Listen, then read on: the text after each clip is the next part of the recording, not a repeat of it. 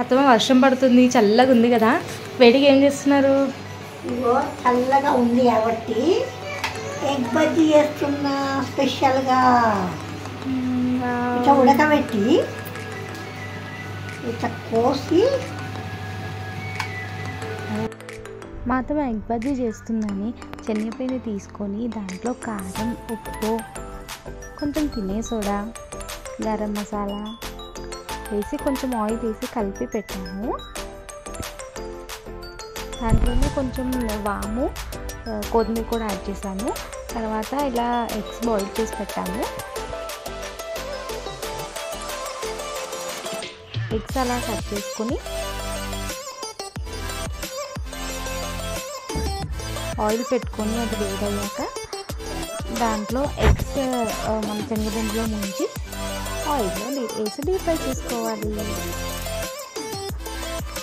అవి మంచిగా ఫ్రై అయ్యాక తీసుకుంటే ఎగ్ బజ్జీ రెడీ అవుతుంది. చాలా సింపుల్గా చేసుకోవచ్చు, ఈజీగా అయిపోతుంది, టేస్టీగా కూడా ఉంటుంది. ఒకసారి ట్రై చేసి చూడండి. Thank you for watching.